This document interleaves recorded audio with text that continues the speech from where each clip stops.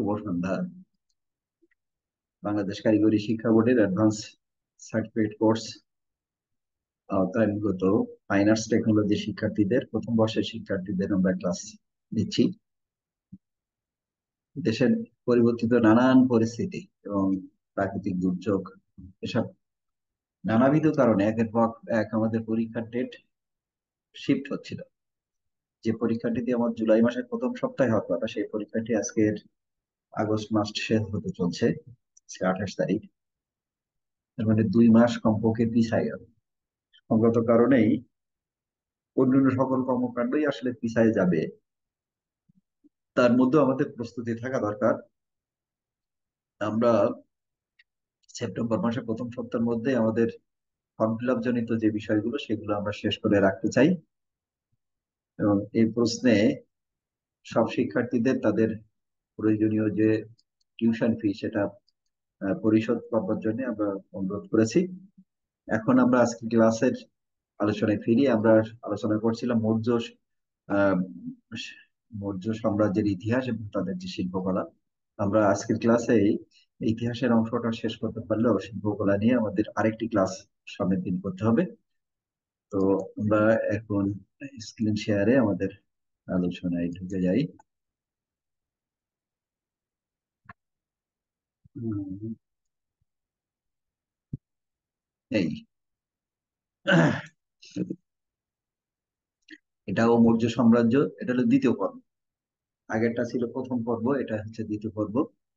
আমরা আজকের এই পর্বে যেসব বিষয়গুলো নিয়ে আলোচনা করব সেটা হচ্ছে সম্রাট বিন্দুসার। বিন্দুসার হচ্ছে যে চন্দ্রগুপ্ত মৌর্য, তার পুত্রের নাম হচ্ছে বিন্দুসার, এবং সম্রাট অশোক, এই দুইজনের নিয়ে আলোচনা করবে। এবং অনিবার্য কারণেই কৌটিল্য এবং কৌটিল্যের অর্থশাস্ত্র আমাদের আলোচনার বিষয় হিসাবে আসবে। আমরা এই কৌটিল্যকে অন্য আরেকটি নামে চিনি, চাণক্য নামে। তো তার সম্পর্কে আমাদের জানতে হবে, কারণ আহ, পৃথিবীর ইতিহাসে অর্থশাস্ত্রের এত প্রগাঢ় এক, ধী জ্ঞান সম্পন্ন মানুষ আহ, ইতিহাসে বিরল ছিল। এই কৌটিল্যের অর্থশাস্ত্রই পরবর্তী সময়ে অর্থনীতির ভিত হিসাবে পরিগণিত হয়েছে। আমরা সেই বিষয়ের একটা ছোট ধারণা দেওয়ার চেষ্টা করব। আমরা আলোচনায় ঢুকে যেতে চাই। সম্রাট বিন্দুসার মৌর্য বংশ নিয়ে আমাদের আলোচনা করার যে কাজটি, সেটা শুরুতেই আমরা করে রেখেছি আগের ক্লাসগুলোতে। আমরা সেটা এর পুনরাবৃত্তি করলাম না। আমরা আহ বিন্দুসারের নিয়ে আমরা আলোচনা করতে চাই। বিন্দুসার হচ্ছে মূলত চন্দ্রগুপ্ত মৌর্যের পুত্র বিন্দুসার।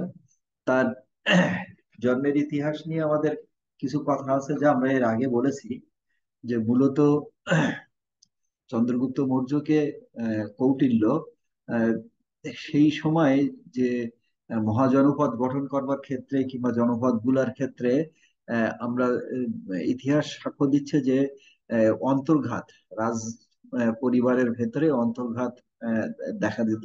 মানে কে রাজা হবে, রাজার ছেলে রাজা হওয়ার যেমন একটা প্রচলন ছিল, পাশাপাশি এই উত্তরাধিকার সকল ক্ষেত্রে, যেহেতু সব রাজার সবসময় সন্তান থাকতো না, থাকলে অনেক ক্ষেত্রে এক রাজার একাধিক সন্তান থাকতো, সেক্ষেত্রে কে হবে পরবর্তী উত্তরাধিকার পাবে, এইটা নিয়ে একটা তঞ্চকতা যেমন থাকতো, পাশে একটা ষড়যন্ত্রও থাকতো।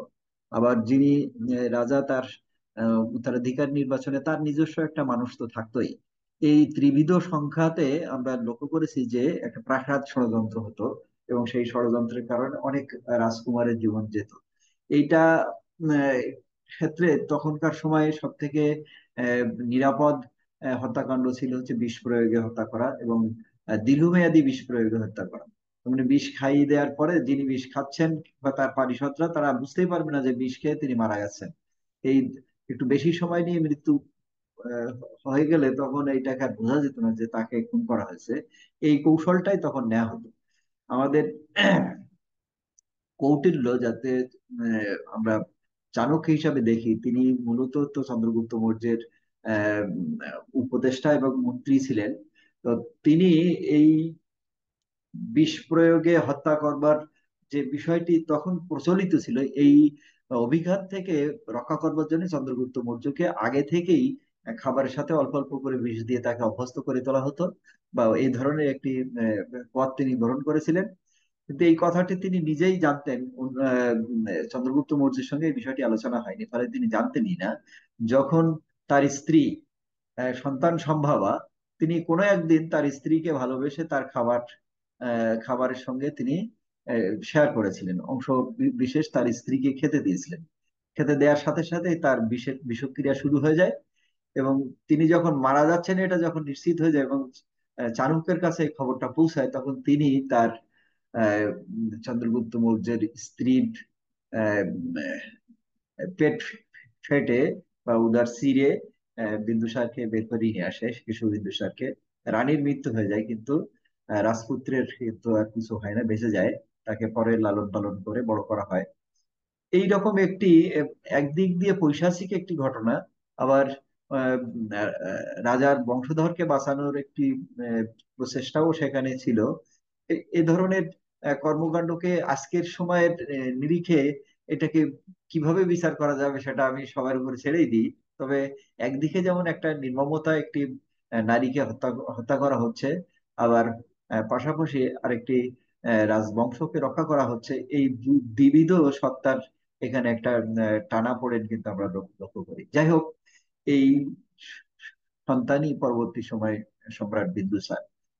বিন্দুসারও আহ, বেশ রণকৌশলী ছিলেন, এবং তার রণকৌশলের কারণে গ্রিকরা তাকে খুবই ভয়ের চোখে দেখতো, এবং তারা তাদের ভাষায় তাকে দুটো নামে অভিহিত করা হয়েছিল: আমিত্রখাতেস অথবা আল্লিত্রখাদেস।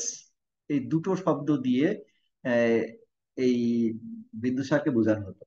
এর মানে হচ্ছে যে তিনি আহ, আহ, কোনো আহ, শত্রু বিনাশ করবার ক্ষেত্রে তার কোনো জুড়ি নেই, এরকম একটি আহ, অমিত বিক্রম মানুষ হিসাবে তাকে চিহ্নিত করা হয়েছিল। যাই হোক, আহ, এই মানুষটি যখন সিংহাসনে বসেন, তিনি একটি বিশেষ উপাধি নেন, সিংহসেন নামে তিনি পরিচিতি লাভ করেন। আমরা মনে রাখবো কিন্তু, নাম তার বিন্দুসার, তিনি সিংহাসনে আরোহণ করার পর তিনি কিন্তু সিংহসেন হচ্ছেন। এই সিংহসেন হচ্ছেন সেন বংশ পরবর্তী সময় এসেছে, কিন্তু এই আহ, বিন্দুসার যে সিংহসেন তার পুত্ররা কিন্তু না। এর বাইরে আমরা যে চন্দ্রগুপ্ত মৌর্য নিয়ে পড়ছি, চন্দ্রগুপ্ত কিন্তু আরো চন্দ্রগুপ্ত আমাদের ইতিহাসে আসবে, আমরা পরবর্তী সময় তাদের নিয়ে আলোচনা করব। কিন্তু এরা কিন্তু এক ব্যক্তি না, এটা মাথায় রাখতে হবে। চন্দ্রগুপ্ত মৌর্য আর আহ, পরবর্তী সময় যে চন্দ্রগুপ্ত আসবে, সেই চন্দ্রগুপ্ত কিন্তু এক না, আমরা আলোচনা করব সে পরবর্তী সময়। যাই হোক, এই বিন্দুসার তিনি তার রাজ্য বিস্তার আরো বিকশিত করেন। আমরা আহ, তার পিতার যে রাজ্য সীমা সেটা কিন্তু আমরা দেখেছিলাম, উপরে পশ্চিম দিকে গুজরাট থেকে শুরু করে উড়িষ্যার উত্তর অংশ দিয়ে বাংলা মতো যদি একটা সরলরেখা টানা হয়, তাহলে যে অঞ্চলটা হয় সেই পর্যন্তই ছিল কিন্তু চন্দ্রগুপ্ত মৌর্যের রাজ্য সীমা। তিনি দক্ষিণ দিকে আরো কিছু জায়গা তিনি প্রসারিত করেন। এই প্রসারিত করবার ক্ষেত্রে তিনি কলিঙ্গ, সেল, আহ, পান্ড, চোল রাজ্য ইত্যাদি জায়গাগুলো তিনি কিন্তু প্রসারিত করেছিলেন। সব জায়গায় যে পূর্ণরূপে তিনি করায়ত্ত করতে পেরেছিলেন তা কিন্তু নয়, তবে এই সব জায়গাগুলো তিনি বিভিন্ন সময় আক্রমণ করেছিলেন, এবং কিছু কিছু ছোট ছোট রাজাদেরকে তিনি পদানত করেছিলেন। পুরোপুরি তাদের করায়ত্ত কিন্তু হয়নি, এটা আমাদের মনে রাখা দরকার। তার এই সময়ে তক্ষশিলা এলাকাটাতে, যেটা আমরা পশ্চিম যে আজকের সময় যে আফগানিস্তান, পশ্চিম পাকিস্তানের পশ্চিমাংশ যে অঞ্চলটা, সেখানে যেসব রাজারা গ্রিকদের আহ, গ্রিক সহ অন্য যারা সেখানে রাজা হিসাবে ছিল এবং তাদের দ্বারা অধিকৃত যে অঞ্চলগুলো, সেখানে একাধিকবার এই মৌর্য বংশের প্রতি তারা বিদ্রোহ করে, এবং তারা আহ, নতুন নতুন এলাকা দখল করবার জন্য তারাও প্রয়াসী হয়। কিন্তু বিন্দুসার আহ, এই প্রক্রিয়াটাকে থামিয়ে দেওয়ার জন্য তিনি চেষ্টা করলেও পূর্ণরূপে কিন্তু তিনি সফল হন না, কিন্তু একাধিকবার তিনি সে চেষ্টা করেছিলেন। বিন্দুসারের জন্ম সম্পর্কে কিন্তু আমরা এর আগেই আলোচনাটা আসলে করে ফেলেছি। আহ, তিনি আহ, মায়ের গর্ভ থেকে তাকে ব্যবচ্ছেদ করে সে সময় কিন্তু আজকের যে শৈল চিকিৎসা, আমাদের আজকের সময় কিন্তু অধিকাংশ সন্তান জন্মগ্রহণ করে প্রাকৃতিক ভাবে নয়, হসপিটালে ব্যবচ্ছেদের মাধ্যমে, মানে সিজারিয়ান অপারেশনের মাধ্যমে সন্তান ভূমিষ্ঠ করানো হয়। এটা অনেক বেশি নিরাপদ আজকের সময়, কিন্তু চন্দ্রগুপ্ত মৌর্য যেখানে খ্রিস্টপূর্ব 200-300 বছর আগের ঘটনা যেটা বলছি, সে সময় কিন্তু চিকিৎসা শাস্ত্র এতটা উন্নত হয়নি। কিন্তু আহ, চাণক্য কিন্তু জানতেন যে আহ, এই সন্তানটি, অনাগত এই সন্তানটিকে যদি আমরা পেট চিরে বের করে নিয়ে আসতে পারি তাহলে তাকে বাঁচানো যাবে। সেই এই চিন্তা থেকে তিনি এই কাজটি করেছিলেন এবং বাঁচাতে পেরেছিলেন। তার মানে হচ্ছে যে শরীরবৃত্তীয় যে ধারণাটা, সেটা কিন্তু কৌটিল্যের কিন্তু খুবই চৌকস ছিল, এবং সেটাই তিনি এখানে প্রয়োগ করেছিলেন। এখন হচ্ছে চন্দ্রগুপ্ত মৌর্য তো বড় হয়ে এই সরি বিন্দুসার বড় হয়ে এই কথাগুলো তো জেনেছেন।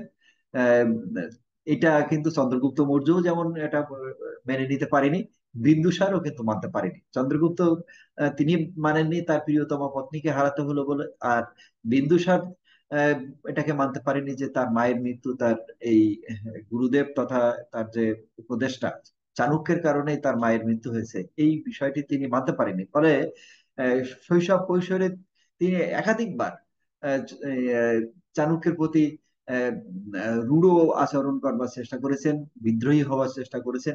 কিন্তু চাণক্য অনেক মমতা, অনেক ধৈর্যের সাথে সেগুলোকে নিয়ন্ত্রণ করবার চেষ্টা করেছেন।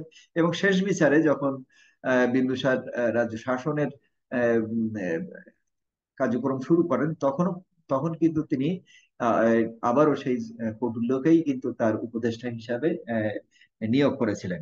এবং তার সুচারু চিন্তা ভাবনা এবং জ্ঞান এবং যে উপদেশ, সেটাকে কাজে লাগিয়ে তার রাজ্য বিস্তার সহ অন্যান্য সকল কাজে কিন্তু তিনি সফল হয়েছিলেন।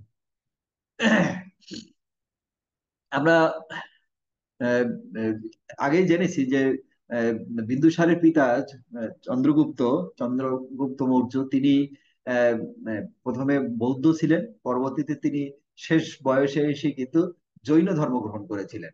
কিন্তু আমরা দেখতে পাচ্ছি যে বিন্দুসার কিন্তু জৈন ধর্ম কিংবা বৌদ্ধ ধর্ম গ্রহণ করেননি। তিনি ব্রাহ্মণ্য যে ধর্ম বিশ্বাস, সেই ধর্ম বিশ্বাস তিনি করতেন। মানে পরবর্তী সময়, প্রথম জীবনে তো তিনি অবশ্যই বাবার অনুসারী ছিলেন, পরবর্তীতে তিনি আহ, আহ, যে ব্রাহ্মণ্য যে ধর্মমত, সেই ধর্মমত বিশ্বাস করতেন। আহ, আর যিনি আধ্যাত্মিক ধর্মগুরু পিঙ্গল বস্তু বা জনাসন, আহ, তিনি যে আজীবক ধর্ম নামে একটি ধর্ম রীতি প্রচলন করেছিলেন। আজীবক শৈব মানে শিবের আরাধনা করতেন, এবং তাদের যে ধর্মমত সেটার নাম হচ্ছে আজীবক বলা হচ্ছে। তিনি সেই আজীবক ব্রাহ্মণ হিসাবে সেই ধর্ম পালন করবার চেষ্টা করেছিলেন। এবং তার স্ত্রী, তিনিও মনে প্রাণে কিন্তু এই আজীবক ধর্ম অনুসরণ করতেন, এবং স্ত্রীর কারণেই কিন্তু মূলত তিনি আজীবক ধর্মের প্রতি আকৃষ্ট হয়েছিলেন, এবং তিনি এই ধর্মমতে বিশ্বাসী হয়ে সেটাকে জীবনাচরণের অংশ হিসাবে কিন্তু নিয়েছিলেন। কিন্তু আমরা পরবর্তীতে দেখি যে এই আহ, বিন্দুসারের পরে যখন অশোক আসেন, তখন কিন্তু এই ধর্মমতের এই অবস্থানটা কিন্তু থাকে না, আবার পরিবর্তিত হয়। আমরা সেই বিশ্বাস বা সেই বিষয়গুলো নিয়ে আমরা পরে আলোচনা করব। আজীবক ধর্মমতের বিশ্বাসী বিন্দুসার, তিনি আহ, বেশ কিছু কাজ কিন্তু করেছিলেন, যেগুলা তার ধর্ম নিরপেক্ষতার কিছু উদাহরণ কিন্তু আছে। তিনি একদিকে যেমন ব্রাহ্মণ্য ধর্ম পালন করছেন, কিন্তু পাশাপাশি কিন্তু বৌদ্ধদেরও কিন্তু তিনি পৃষ্ঠপোষকতা করছেন। বিভিন্ন বৌদ্ধ মঠে তিনি কিন্তু অনুদান দিচ্ছেন, এবং ব্রাহ্মণদের আরো যেসব মতামতগুলো ছিল সেসব জায়গায় কিন্তু তাদের যে ধর্মমত প্রচারের যেসব ক্ষেত্রগুলো ছিল, সেসব জায়গায়ও কিন্তু তার রাজা হিসাবে তার যে পৃষ্ঠপোষকতা দেওয়া উচিত সেটা কিন্তু দিতেন। এবং এখানে তিনি কিন্তু কোনোভাবেই বিভেদ করতেন না, এবং তার নিজের বিশ্বাসটা অন্যের উপরে চাপিয়ে কিন্তু দেননি, যেটা আমরা চন্দ্রগুপ্ত মৌর্যের ক্ষেত্রেও কিন্তু আমরা দেখি। বিন্দুসারের যে রাষ্ট্রনীতি, এটা নিয়ে আমরা আহ, আলোচনা করবার প্রেক্ষিতেই আমরা বলবো যে তিনি মূলত কিন্তু তার বাবা চন্দ্রগুপ্ত মৌর্য যে নিয়ম নীতির কথা ভাবতেন বা যেভাবে তিনি কাজ করছিলেন, সেটাই সেটাই কিন্তু তিনি অনুসরণ করেছিলেন। এখানে আহ, তিনিও কিন্তু তার পিতার মতো যে অভিজাত্য হিসাবে যে বিকশিত হওয়ার যে বিষয়টি সেটা কিন্তু তার মধ্যে পূর্ণরূপে ছিল, এবং তিনি সেটাকে করতেন, মানে তিনি কিন্তু বর্ণপ্রথাটাকে আহ, লালন করতেন। মানে উঁচু নিচু যার যে বিষয়টা আছে সেই বিষয়টা তিনি আহ, একদম আহ, তিনি মান্যতা দিতেন, কিন্তু এটা প্রয়োগ তিনি কিন্তু করতেন না। তার মানে অন্যের উপরে প্রয়োগ করতেন না, কিন্তু তিনি বিশ্বাস করতেন এটা। এই বিষয়টি আমরা তার ভেতরে আমরা লক্ষ্য করি। সে কারণে একদিকে তার সাম্রাজ্যের সমগ্র অঞ্চলে এই আহ, উম, আহ, বর্ণপ্রথা তথা আহ, আভিজাত্য বা কৌলীন্য প্রথা, যেটা মানে কে বড় কে ছোট, বা সমাজের মানুষগুলা একাধিক স্তরে বিভক্ত হবে, এক একজন মানুষের এক এক ধরনের দায়িত্ব থাকবে, এবং দায়িত্ব অনুসারে তার সামাজিক মর্যাদাটা তৈরি হবে। এই যে বিভেদটা, এই বিভেদটা কিন্তু তার রাজ্য বিস্তারের মধ্যে এটা কিন্তু ছিল, বিদ্যমান ছিল। কিন্তু এটা খুব শক্তভাবে কিন্তু তিনি এটা প্রয়োগ করতেন না। কেউ এটার পাশ কাটিয়ে যাওয়ার চেষ্টা করলে তিনি কিন্তু আহ, এটার উপরে তিনি বাদ সাধতেন না, কিংবা বল প্রয়োগ করে সেটা মান্যতা দিতে বাধ্য করতেন না। এটাই ছিল বিন্দুসারের অন্যতম একটা রাষ্ট্রনীতির অংশ। বিন্দুসার যে অন্য রাজাদের মধ্যে যে একটা সৌহার্দ্যপূর্ণ একটা সম্পর্ক তিনি গঠন করেছিলেন, শুধুমাত্র সম্রাটের প্রতি আনুগত্য প্রকাশ করলেই আহ, তাকে কিন্তু তিনি স্বাধীনভাবে রাজ্য পরিচালনার সুযোগ করে দিতেন। কোনো কোনো ক্ষেত্রে কিছু উপঢৌকন কিংবা কিছু রাজস্বের বিনিময়ে তাদেরকে রাজ্য পরিচালনায় যেমন আহ, অনুমতি দিতেন। আবার অনেক ক্ষেত্রে শুধুমাত্র সাবমিশন বা শুধুমাত্র আনুগত্যের বিনিময়েও কিন্তু তিনি অনেক রাজাদেরকে রাজ্য পরিচালনায় সুযোগ করে দিতেন। এই যে উদার যে ভাবনা এবং পরস্পরের মধ্যে একটা সৌহার্দ্য সম্পর্ক তৈরি করবার যে বাসনা বা তার যে কৌশল, সেই কৌশলের কারণে তিনি মানে সারা বিশ্বব্যাপী কিন্তু তিনি সুবিদিত হয়ে উঠেছিলেন। এবং তার রাজসভায় মিশর থেকে এবং সিরিয়া থেকে কিন্তু প্রতিনিধি পাঠানো হয়েছিল রাষ্ট্রদূত হিসাবে তার রাজসভায় অবস্থান নেয়া, এবং এখানকার রাষ্ট্রনীতি, এখানকার অর্থনীতি, এখানকার চিকিৎসা, অন্যান্য যে বিষয়গুলো সবগুলো সম্পর্কে তারা জ্ঞান নিয়ে আহ, তাদের দেশে সেটা প্রয়োগ করবার যে কৌশল, সেই কৌশলটা আমরা আসলে লক্ষ্য করেছি গ্রিক এইসব পণ্ডিতদের মাধ্যমে।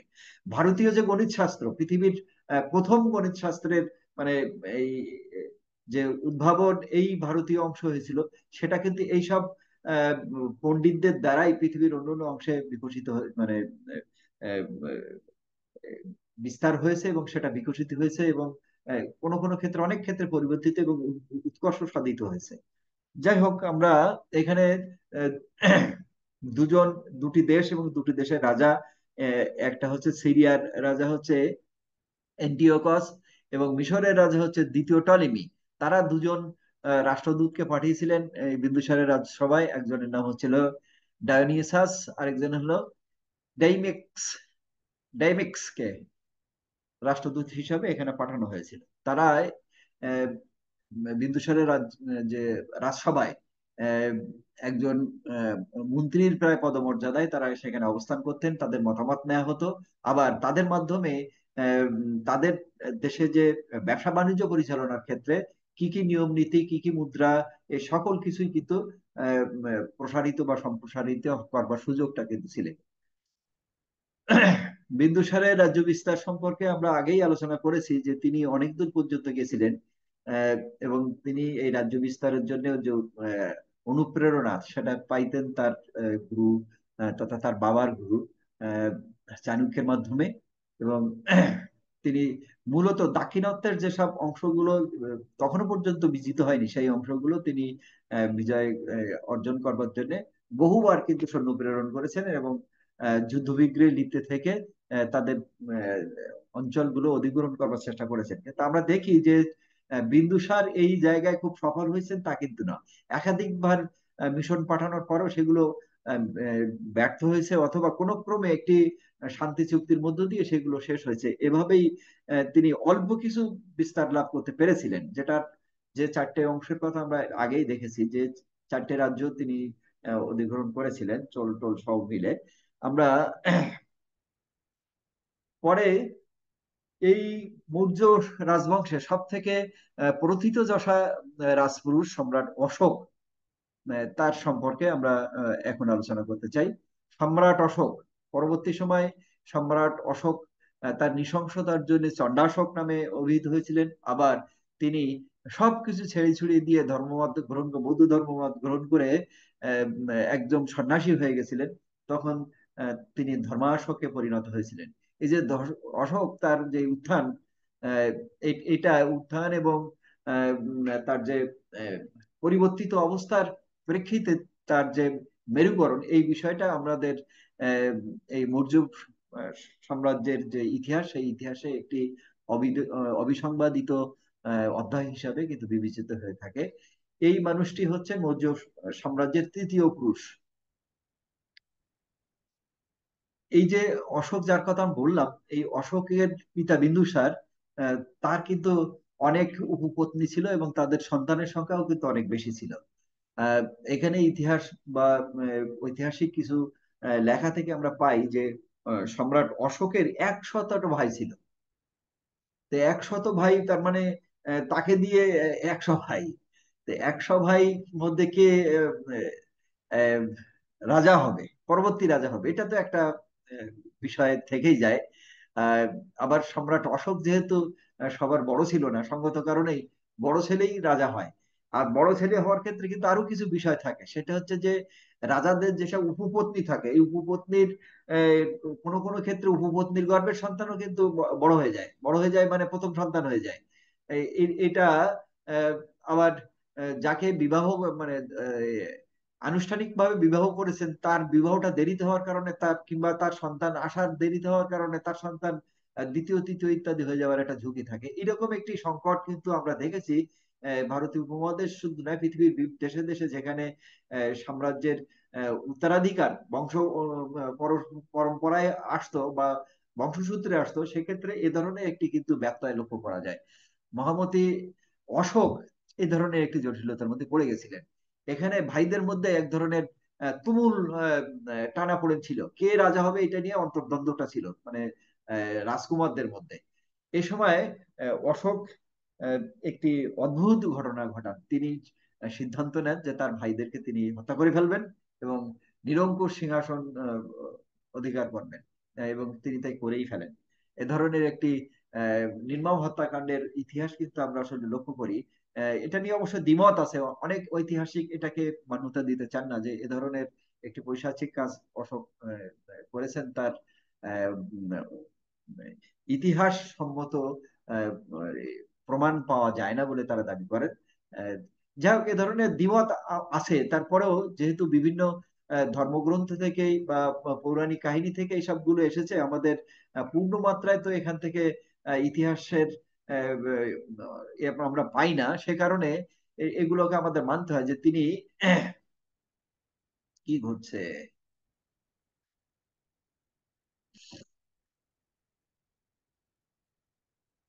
ফলে তিনি আহ, যে সিংহাসন গ্রহণ করবার জন্য যে নীতি গ্রহণ করেছিলেন, সেটা নিয়ে আসলে দ্বিমত কিন্তু আছে। একদিকে তো এখানে একটা পৈশাচিকতা প্রশ্ন উঠেছে, আবার আহ, আমাদের 10 মিনিটের মধ্যে শেষ করতে হবে। যাই হোক, পরবর্তী সময়ে তিনি তার আহ, উম, আহ, রাজ্য শাসন করা শুরু করার পর তার মাথার মধ্যে কিন্তু এই চিন্তাটা একটু পরিবর্তিত হয়। পরবর্তী সময় তিনি একজন ভালো শাসক হয়ে ওঠেন এবং এই শাসন কার্যের ক্ষেত্রে তিনি শক্তির পরিবর্তে তার বিশ্বাস, আনুগত্য ইত্যাদির মতো যে বিষয়গুলো, ভালো চিন্তা, এগুলাই দিয়ে তিনি রাজ্য শাসন করবার চেষ্টা করেছিলেন। কিন্তু এই যে মানুষটি এত পৈশাচিক হয়ে উঠলেন, তার যে রণকৌশল মানে অন্যের সঙ্গে লড়াই করে তাকে পরাজিত করবার যে কলাকৌশল, সেগুলো তিনি পূর্ণ মাত্রায় আয়ত্ত করবার কারণে তিনি খুব দ্রুতই কিন্তু একজন সমারকুশলী হিসাবে দেশ জয় করা শুরু করেছিলেন এবং করতে সফল হচ্ছিলেন। এই সময় তিনি যে কাজটি করেন সেটা হচ্ছে আজকের সময় যে উড়িষ্যা, এই উড়িষ্যা তিনি জয় করতে আসেন। এই উড়িষ্যার যখন তিনি আক্রমণ করেন, এখানে আহ, তিনি হাজার হাজার মানুষকে হত্যা করে তিনি এই রাজ্যটি দখল করতে পেরেছিলেন। পরে যখন তার কাছে খবর যায় যে লক্ষ লক্ষ মানুষকে হত্যা করার পরিবর্তে তিনি এই রাজ্যটি দখল করলেন, এইটা তার ভেতরে একটা অন্তরপীড়া দেয়। এবং তিনি আহ, সিদ্ধান্ত নেন আর কোনো রাজ্য জয় নয়, আর কোনো অস্ত্র নয়। তিনি অস্ত্র সমর্পণ করে মূলত আহ, প্রেম তথা ভালোবাসার বাণী দিয়ে মানুষের মধ্যে মন জয় করে তার উপরে আধিপত্য বিস্তার করবার যে কৌশল, তিনি এই নতুন একটি কৌশল নিলেন। এই সময় তিনি আহ, বৌদ্ধ ধর্ম গ্রহণ করেছিলেন এবং বৌদ্ধদের আহ, আদর্শে অহিংস নীতিতে বিশ্বাসী হওয়ার কারণে তিনি আহ, সবকিছু ছাড়লেন। অস্ত্র, সিংহাসন, সিংহাসন অবশ্য ছাড়লেন না, কিন্তু যুদ্ধ করে রাজ্য জয় করবার যে কৌশলটি সেটা তিনি ছেড়ে দিলেন। এবং তিনি ভালোবাসা দিয়ে মানুষের প্রতি প্রেম জাগিয়ে তার বশ্যতা স্বীকার করানোর তিনি চেষ্টা করলেন, এবং সেক্ষেত্রে কিন্তু অনেক ক্ষেত্রে সফল হলেন। তিনি অনেক ধর্মযাজক, ধর্ম প্রচারক ইত্যাদিকে নিয়োগ দিয়েছিলেন। তারা ভারতবর্ষের বাইরে অনেক দেশে, সিংহল পর্যন্ত, সেখানে ইন্দোনেশিয়া পর্যন্ত কিন্তু তার এই বৌদ্ধ ধর্ম প্রচার করবার জন্য তিনি লোক পাঠিয়েছিলেন এবং সফল হয়েছিলেন। তার রাজ্যের বিভিন্ন জায়গায় তিনি স্তম্ভ এবং শিলালিপির মাধ্যমে তার রাজ্যের সীমা একদিকে যেমন বিস্তার করেছিলেন, পাশাপাশি তার রাজ্য কিভাবে শাসন হবে সেসব শিলালিপিতে আহ, তিনি লিখে জানিয়ে দিয়েছিলেন দেশের মানুষদেরকে। এভাবে অশোক আহ, চণ্ডাশোক ধর্মাশোকে পরিণত হন। এবং তার যে রাজ্য বিস্তার করবার ক্ষেত্রে তার কিন্তু বিশাল সেনাবাহিনী ছিল, কিন্তু এই সেনাবাহিনী দিয়ে তিনি আর যুদ্ধ করতেন না। তার যে রাজন্যবর্গ সবকিছুই তার ছিল, সবকিছুই তাদেরকে বেতন দিয়ে রাখা হচ্ছিল, কিন্তু এইগুলোর প্রয়োগ তিনি করছিলেন না। ভালোবাসা দিয়ে অন্যের মন জয় করা এবং অন্যের যে অধীনতা স্বীকার করতে যে প্রয়োগ, বল প্রয়োগ না করে এই যে মতবাদিক যে সিদ্ধান্ত সেটা চাপিয়ে দেওয়ার চেষ্টা করতেন। এবং এই ক্ষেত্রে এই অশোক কিন্তু সফল হয়েছিলেন। তিনি তার সাম্রাজ্য, ভারতবর্ষের আমরা এই যে মানচিত্রটা দেখছি, এই পূর্ণ অঞ্চলটাই কিন্তু তিনি আহ, তার সাম্রাজ্য বিস্তার করতে পেরেছিলেন। তিনি সিংহলে পর্যন্ত তার সাম্রাজ্য বিস্তার করতে সক্ষম হয়েছিলেন। সিংহলে ধর্ম বিস্তার করতে সক্ষম হয়েছে, তার সাম্রাজ্যের অংশ সেটা ছিল না। তো যাই হোক, তার যে রাজ্যের যে সীমাটা সেটা এখানে বলছে বর্তমান ভারতবর্ষটা পুরোটাই, পাকিস্তান, আফগানিস্তানের অধিকাংশ জায়গা, বাংলাদেশ এবং নেপালের কিছু অংশ জায়গা সব মিলাই ছিল কিন্তু এই অশোকের সাম্রাজ্য। আমরা যে যুদ্ধটা বলছিলাম, যে উড়িষ্যার যে কলিঙ্গ যুদ্ধ, এই যুদ্ধের এখানে মাঝখান দিয়ে যে দায়া নদীটা, এই নদীর রক্ত কিন্তু লাল হয়ে গেছিল, যেটা আমরা আগেই বলেছি, যে লক্ষাধিক মানুষকে হত্যা করার কারণে। এইটা থেকেই মূলত সম্রাট অশোকের মধ্যে একটা পরিবর্তন নিয়ে আসে। এবং সেই পরিবর্তনের কারণেই তিনি ভালো মানুষ হিসাবে পরবর্তী জীবন কিন্তু গুজরান করেছেন। এবং আহ, একজন ভালো মানুষের আদর্শ বিস্তার করবার জন্য শিল্পকলা, শিল্প সংস্কৃতি, ধর্মীয় মূল্যবোধ, সামাজিক রীতিনীতি ইত্যাদি যে আহ, স্তম্ভগুলো আহ, সমাজকে পরস্পরের মধ্যে একটি আহ, আহ, মানবিক সম্পর্কের মধ্য দিয়ে দৃঢ় বন্ধন সৃষ্টি করে, সেগুলো কিন্তু তিনি আহ, করতে সক্ষম হয়েছিলেন। এবং তিনি তার সাম্রাজ্যের মধ্যে একটা বিশাল অংশ আহ, তার মতামত গ্রহণ করে। এবং আমাদের বাংলা, বিহার, উড়িষ্যা বলতে যে অংশটা, সেই অংশ কিন্তু তার সাম্রাজ্য মানে খুবই সুলিখিত হয়। এবং এখানে বহু নিদর্শন কিন্তু এখনো পাওয়া যায় যে আহ, সম্রাট অশোকের সময়কার দেয়া। আমরা ভারতবর্ষের আহ, যে আহ, রাষ্ট্রীয় প্রতীক দেখি অশোক স্তম্ভ, এই অশোক স্তম্ভ কিন্তু এই এই সম্রাট অশোকের তৈরি করা যে স্তম্ভ। আমরা সারনাথে একটা অশোক স্তম্ভ আছে, যার চারটা সিংহ উপরে পিলারটার বা স্তম্ভের উপরে বসানো। আমি ব্যক্তিগতভাবে সারনাথের সেই মিউজিয়ামে সেটা সংরক্ষণ করা আছে, ওটাই এখন রাষ্ট্রীয় প্রতীক হিসাবে। এবং পতাকার মধ্যে যে আমরা দেখি, জাতীয় পতাকার মধ্যে যে একটা চক্র আছে, এটাকে ধর্মচক্র বলা হয়। এটাও অশোকের সময় এটা ধর্মচক্র হিসাবে ব্যবহার করা হতো। এটা বৌদ্ধদের ধর্মচক্র হিসাবেই কিন্তু চিহ্নিত। এটা এই ধর্মচক্রটি মূলত আহ আহ, অশোক এটা গ্রহণ করেছিলেন। এবং এই চক্রকে দেখিয়েই মূলত মানুষের মধ্যে তার যে মানবিক গুণাবলী যে আহ্বান, সেই আহ্বানটা নিয়ে যেতে সক্ষম হয়েছিলেন। তিনি অহিংসায় ব্রতী হয়েছিলেন, প্রাণীবধ নয়। মাছ মাংস তো ওই ওই সাথেই সব চলে গেল। প্রাণীবধ নাই মানে মাছ মাংস কুকুড়া এই পর্যন্তই হত্যা করাই তারা কিন্তু ছেড়ে দিয়েছিল। তো যাই হোক, আমরা এগিয়ে যেতে চাই। চণ্ডাশোকের কিছু বিবরণ এখানে আমরা যা আগেই বলেছি, যে তার 99 ভাইকে মেরে ফেলা এবং দেশ দখল করবার ক্ষেত্রে চরম পৈশাচিকতা দেয়া, সেটা আমরা এখানে সেটা এনেছি আমাদের টিকা হিসাবে এই সবগুলো জানা এবং লিখবার প্রস্তুতি নেওয়ার ক্ষেত্রে আমরা এক জায়গায় করে দিয়েছি। সম্রাট যে মহামতি অশোক হয়ে ওঠেন, আহ, সেই বিষয়টা এখানে আমরা দেখেছি কলিঙ্গ যুদ্ধের উপরে আমরা যা আগেই আলোচনা করেছি। এখন আমরা যেটা আগেই কথা বলেছিলাম, যে তার কিছু শিলালিপি আমরা বিভিন্ন জায়গা থেকে আবিষ্কার করেছি, এবং কিন্তু স্তম্ভের গায়ে শিলালিপি আর কি। এবং সেখানে আমরা দেখেছি যে পালি ভাষাটাই এখানে বেশিরভাগ ক্ষেত্রে ব্যবহার হয়েছে।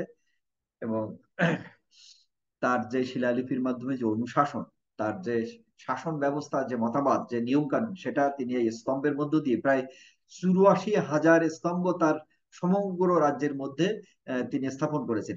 শিল্পকলার যে উৎকর্ষতর নিদর্শন কিন্তু আমরা এই আহ, সম্রাট অশোকের সময়েই আমরা আসলে বেশি করে পাই। এই মৌর্য বংশের আহ, রাজাদের পৃষ্ঠপোষকতায় এই শিল্প রীতিটা আসে। আমরা পরে আমাদের শিল্পকলার অংশে যখন আলোচনা করবো তখন এগুলো আমরা পাবো। সম্রাট অশোকের যে পতন ঘটে, কেন ঘটে সেইটা আলোচনা। আমরা বলেছি যে সম্রাট তার রাজ্য শাসন করেছিলেন শেষে কিন্তু অহিংস রীতিনীতি দিয়ে। তারপরে 40 থেকে 42 বছর তিনি রাজ্য সামলিয়েছিলেন, বা রাজা হিসাবে তিনি, সম্রাট হিসাবে মানে সিংহাসনে ছিলেন।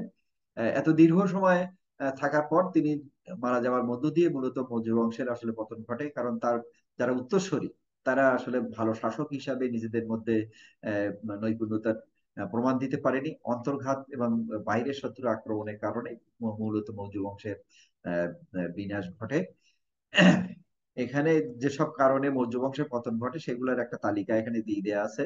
এক হচ্ছে উত্তরাধিকারদের আহ, যোগ্যতার অভাব, তারপর প্রাদেশিক যে শাসনকর্তা তাদের মধ্যে পরস্পরের মধ্যে বিদ্রোহ, আহ, ধর্ম বিজয়ের যে নীতিমালা, সেই নীতিমালার কারণে যারা সৈন্য তাদের মধ্যে এক ধরনের বন্ধন দুর্বল হয়ে পড়া। আর আহ, যেহেতু অস্ত্রের ব্যবহার হচ্ছিল না, শাসন শুধু মৌখিকভাবে করা হচ্ছিল, ফলে অনেকের আহ, আহ, চাঁদা দেয়া তথা কর দেয়া তথা ভেট পাঠানো আসলে কমে যাচ্ছিল। ফলে রাজকোষের এক ধরনের টান পড়ছিল। ঠিক পাশাপাশি আমরা দেখেছি যে এখানে এই সময় শিল্প সংস্কৃতি বিকাশের জন্য যে পৃষ্ঠপোষকতা বা অকুণ্ঠ হাতে ব্যয় করবার যে বিষয়টি, সেটাই এখানে আসার কারণে এক ধরনের অর্থনৈতিক সংকট হয় আর প্রশাসনিক স্থবিরতা। এরপরে হলো চাণক্য, কৌটিল্যের যে এখানে বলা হয়েছে এনার 4টে নাম: কৌটিল্য, চাণক্য, চাণক্য সেন এবং বিষ্ণুগুপ্ত। তিনি খ্রিস্টপূর্ব 370 থেকে 283 অব্দ পর্যন্ত বেঁচে ছিলেন। তিনি একজন ভালো দার্শনিক ছিলেন। তিনি তক্ষশিলার ছাত্র ছিলেন, পরবর্তীতে সেখানে আচার্য হয়েছিলেন। তার যে রচনা গ্রন্থ সেটাই হচ্ছে কৌটিল্যের অর্থশাস্ত্র। এই অর্থশাস্ত্রের মূল